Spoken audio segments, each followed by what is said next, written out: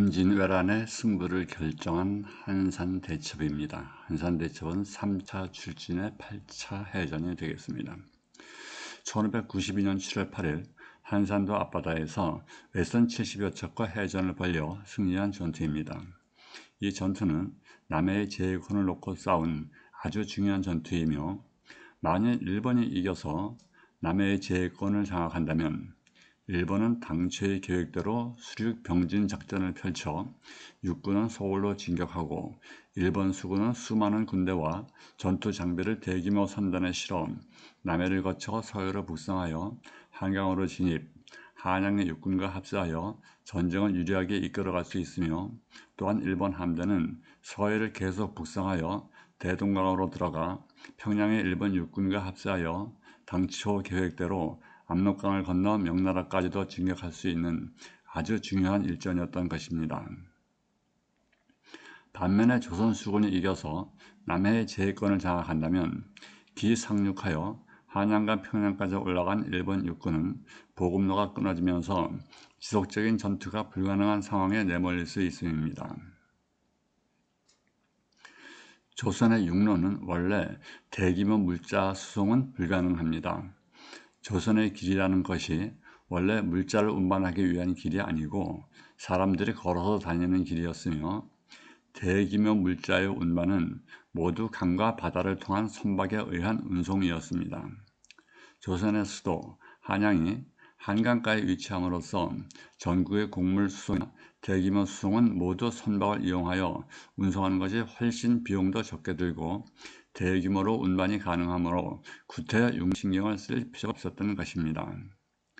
이에 따라 전국의 물자 운송은 한강가의 마포나루나 송파나루를 이용하여 도성의 물자를 공급함으로써 마포나루나 송파나루가 번성하였던 것입니다. 이것은 일본에서도 이미 알고 있었으며, 따라서 전쟁의 기본 골격은 육로와 해로의 병진 전략이었던 것입니다. 예를 들어 식량 200석을 실은 배 한 척이 한양이나 평양에 도착하면 최전선의 권위시 부대는 3일을 먹을 수 있습니다. 그러나 200석을 부산에서 육로로 운반하려면 말 500마리와 병사 500명이 필요하게 됩니다. 따라서 최소 1개월치의 식량을 운반하려면 선박 10척이면 되지만 육로로는 말 5,000마리의 병사 5,000명이 필요합니다. 더구나 육로로 운반 시 중간에 조선의 군사와 전투가 벌어질 것은 뻔한 일이고, 이에 따른 물적, 인적 손실 또한 예상하기 어렵습니다. 일본은 처음부터 조선의 수군에 대하여는 안중에도 없었던 것입니다. 따라서 일본 수군의 최고 지휘관이라고 할 수 있는 와키자카조차 육로로 한양으로 가버린 것이 아닙니까?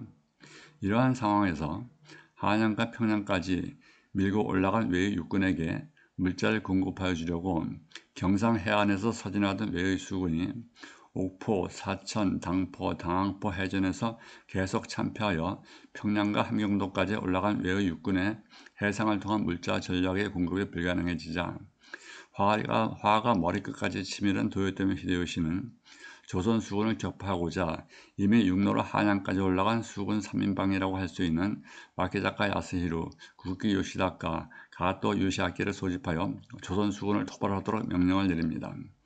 이에 와키자카는 일본 함대 70여 척을 이끌고 김해를 떠나 7월 6일 견내량 쪽으로 항진하여 안골포에 머물고 있던 구키 요시다카와 가토 요시아키가 이끌고 있던 42척의 일본 함대와 합세하기 위하여 안골포로 향합니다. 이에 맞서 조선 수군의 이순신은 전라 좌수사 이역기, 경상 우수사 원균과 함께 전함 55척을 소집하여 여수항을 출발하여 7월 7일 당포에 이르러 정박하였습니다. 이때 적선의 위치를 정참하던 중 미륵도에서 피난하고 있던 김천손이라는 목동이 견내량에 정박 중인 외의 함선 70여 척을 발견하고 급히 어선 한 척을 몰아 이순신 함대에 알립니다. 정확한 정보를 제공받은 조선의 수군 55척의 전함을 몰아 견내량으로 나아갔습니다.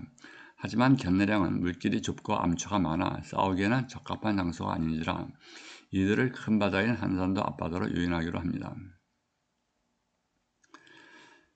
장군은 적선 6척을 견내량으로 들여보내 적과 싸움을 걸면서 유인하자 왁기 작가가 이끄는 적선 70여 척이 따라 나옵니다. 미리 한산도 좌우섬의 모습을 감추고 대기하고 있던 장군의 함대는 일제히 나아와 한산도 앞바다의 하객진을 치고는 외의 함대 70여 척을 포위하고 일제히 함포 사격을 하여 외의 함선을 공격하였습니다. 이 한산해전은 아군 함대의 피해는 전무하나 외의 함대는 47척 침몰에 12척이 납포되었으며 왁기 작가는 패잔선 수척을 이끌고 김해 쪽으로 도주하였으며 바닷물로 뛰어든 외적 400여 명은 당시 무인도인 한산도로 상륙하여 2주 이상 해초만 뜯어먹으며 연명하다 뗏목을 만들어 탈출하였다 합니다. 여기서 우리는 전투 대형에 대하여 알아봅시다. 이순신 장군이 주로 쓰시는 전투 대형으로는 하객진법, 장사진법, 일자진법이 있습니다. 이 중 하객진법은 학이 날개를 펴듯 중앙의 기선을 중심으로 양쪽으로 넓게 전을 펼치는 진법으로 양 날개는 오므렸다 펼쳤다 하면서 중앙에 몰아넣은 적선을 포위하여 함포를 집중적으로 쏘아서 경멸하는 방법입니다. 이때 전 함대의 지휘는 중앙에 기함해서 깃발로 신호를 보내 지휘를 하게 되며 이 진법을 사용한 것이 한산해전입니다. 장사진법은 좁은 바다에 정박해 있는 적의 함대를 공격할 때 사용하며 1열 또는 2열 중대로 나아가면서 순차적으로 공격하고 빠져나가는 방법으로 계속해서 연속적으로 공격하는 진법으로 한산해전 다음날 치른 안골포 해전에서 사용하여 적을 전멸시키는 방법입니다. 다음에는 일자진법으로 장사진으로 다가오는 적을 막기 위한 방법으로 좁은 수로에서 적의 진영을 차단하면서 적의 앞열부터 차례차례 부수는 방법입니다. 이 방법은 아군의 함선이 극히 부족하나 아군의 화력이 우세할 때에만 사용할 수 있으며 극히 위험 부담이 큰 진법입니다. 일자진을 치고 있는 중에 어느 함선이라도 한 척만 뚫리면 전체가 손쉽게 무너질 수 있는 진법으로 죽기로 살기로 싸워야만 겨우 이길 수 있습니다. 이 진법을 적용한 것이 명량해전입니다.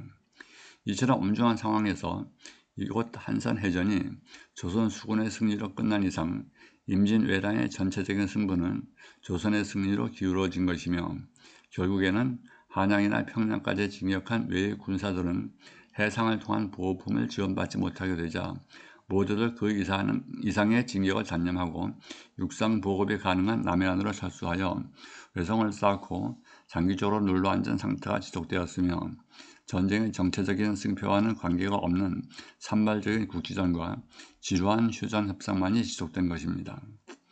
또한 정유재란의 승부 역시 명량해전에서 승패가 이미 결정된 것입니다. 질천량에서 조선의 수군을 견멸시킨 외의 군대는 330척의 함대에 3, 4만의 병력과 수많은 전쟁 물자를 싣고 명량 수로를 통하여 목포 쪽으로 나아가 서해로 북상하는 길이었습니다. 다시 말해 외의 330척 선단이 조선의 13척 함대와 상대로 싸우려고 온 것이 아니란 말입니다. 이처럼 대규모 외적의 함대가 거침없이 항진하는 길목을 조선의 13척 함대가 겁도 없이 가로막은 것입니다. 이때 외의 330척 선단은 조선 수군은 안중에도 없었으며 적들은 이미 세부적인 정탐을 통하여 조선의 함선이 고작 13척이란 것도 알고 있었으며 조선 함대 13척 정도는 선두에 30여 척이 들이받고 나아가도 전열의 30척 정도만 피해를 보고 300여 척은 서해로 나아가 한양으로 갈 수 있다고 생각했던 것입니다. 즉 자신들의 300여 함대가 깨어질 것이라고는 꿈에도 생각을 못했던 것입니다. 이처럼 임진왜란은 한산해전에서 그리고 정유재란은 명량해전에서 승부가 결정난 것입니다. 이 중심에 이순신 장군이 있었으니 진정으로 국구의 영웅인 것입니다. 이 한산대첩의 승리로 이순신 장군은 정헌대부로, 이옥규와 원규는 가의대부로 승진하였습니다. 이 대첩은 진주대첩, 행주대첩과 더불어 임진왜란의 3대첩의 하나로 꼽히며 또한 을지문덕의 살수대첩과 강감찬의 귀주대첩과 함께 한국 역사상 3대첩의 하나로 꼽힙니다. 이 대첩은 세계 해전사에서도 중요한 해전으로 꼽히며 세계 4대 해전의 하나로 꼽기도 합니다.